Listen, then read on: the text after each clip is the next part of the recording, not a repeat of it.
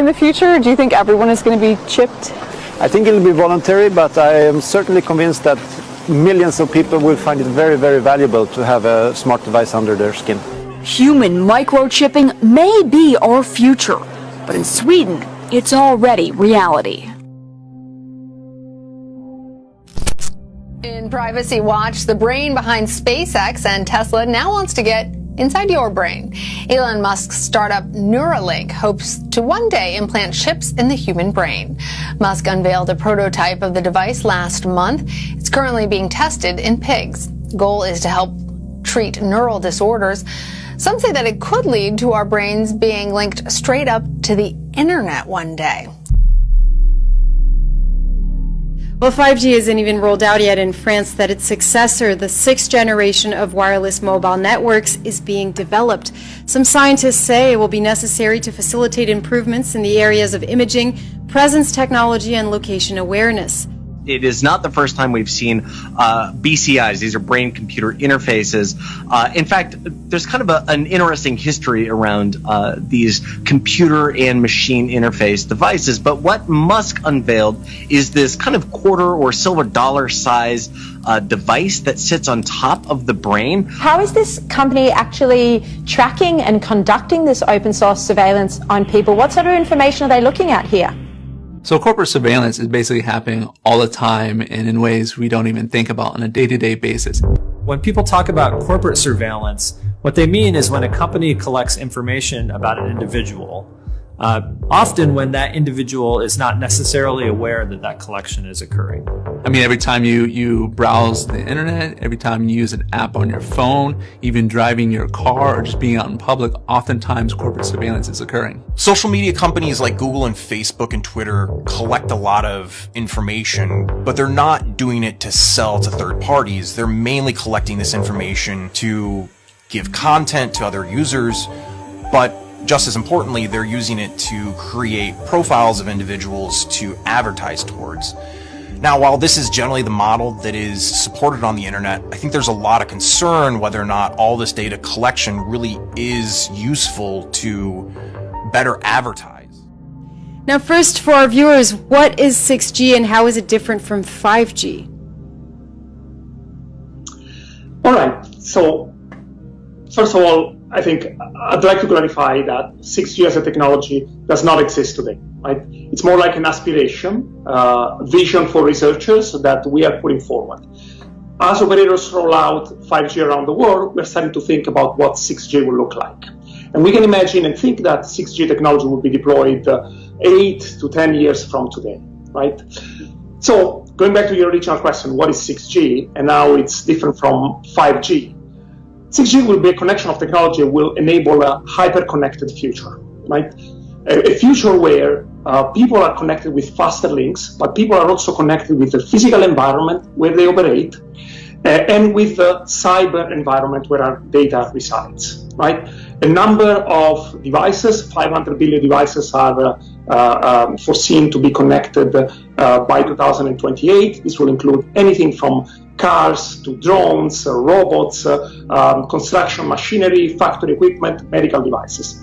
All these devices will generate massive amounts of data, much more than possible today, to enable this close, responsive, and fast interaction with humans.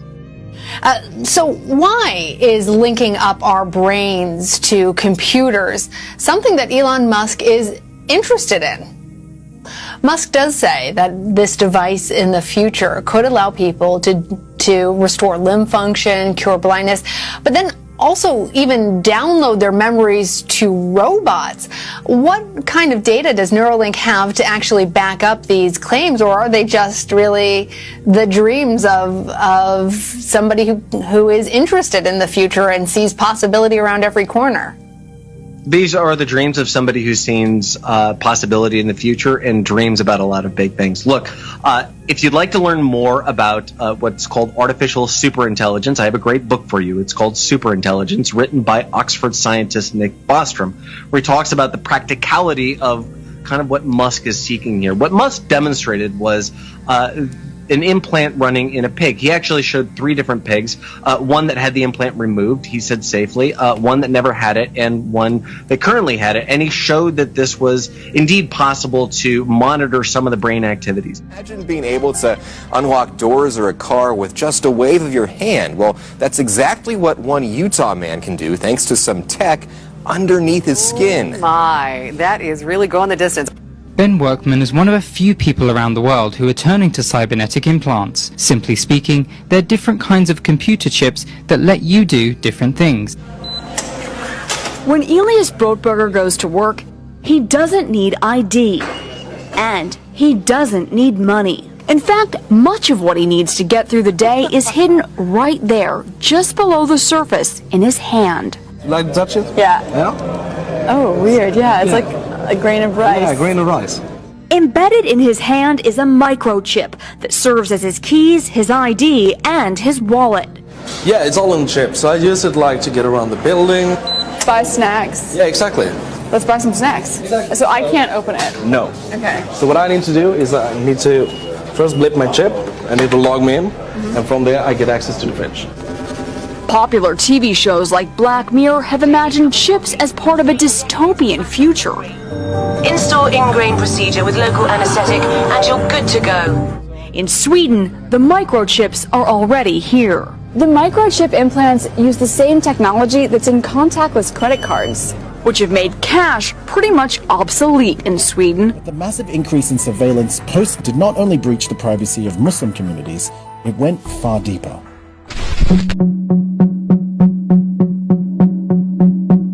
The US intelligence state bloomed in the wake of them. Government oversight increased through a vast clandestine network of phone and web surveillance. In 2013, Edward Snowden, a former contractor for the CIA, leaked to the media that US spy agencies had built an intelligence-gathering colossus since the 9 attacks that conducted extensive internet and phone surveillance of millions of Americans. I wrote a letter to our CEO asking him to make certain promises to us. I wanted to make sure that he would never collect data without anybody's permission or consent. I wanted to make sure that he put constraints on facial recognition. It was surprising then when the CEO called a meeting for the whole company. It was an optional meeting, and he said, that we would be there to discuss the issues in the letter. And he pulled the meeting together. And of course, the whole company showed up. And, he ended that meeting by telling us that he had no intention of putting constraints on these kinds of things. And that's when I knew I had to quit. People in France are already concerned about the rollout of 5G because of potential health and espionage hazards. What would you say to them, and will 6G pose even greater threats, do you think?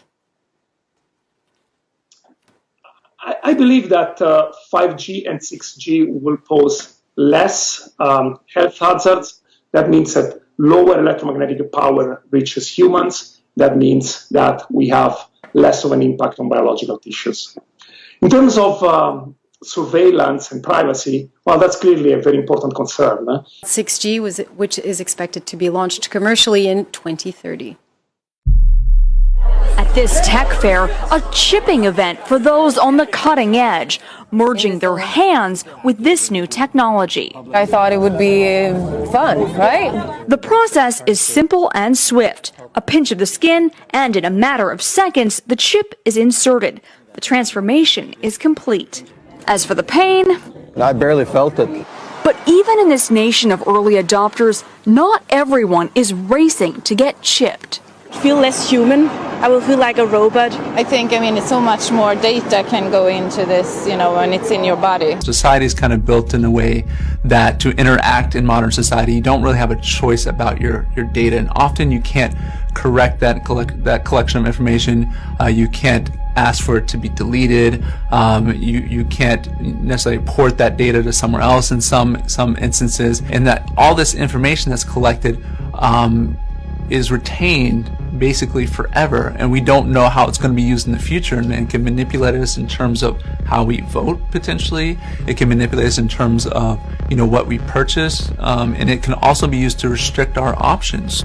To me, this data collection really equates to power, and there need to be checks on what companies can do with all of our livelihoods, our information, the photos of us that get sent around the world for tagging. In particular, I start worrying a lot about things like smart homes and smart doorbell cameras that either connect directly to law enforcement or can be subpoenaed in court. Meanwhile, the big tech CEOs, go in front of Congress and they're asked, are these devices recording us all the time? And somehow are able to convince the public that they're not. But as somebody who has helped to build these kinds of technologies, I can tell you they absolutely are. Workman also has a magnet in his left hand. Which is literally just a magnet. It doesn't really have any interesting functionality besides just magic tricks and fun stuff. Say I try and convince them a banana is the key, and then I hold a banana up and it unlocks the door. Whether it's practical jokes or practicality, Workman says he's excited to see what he'll be able to do next.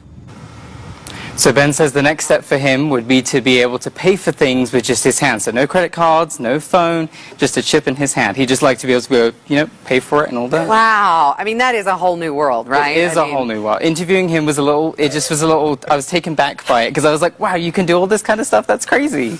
Oh, boy. Just a wave of the hand. That's a bit much, though, for me. I don't know if I like that too much. I hope nothing happens and no infection and he's okay. He's all good. He hasn't had any problems. Wow. All right. Well, good for him. Yeah. Thank you. What an interesting story. You're Thanks welcome. so much.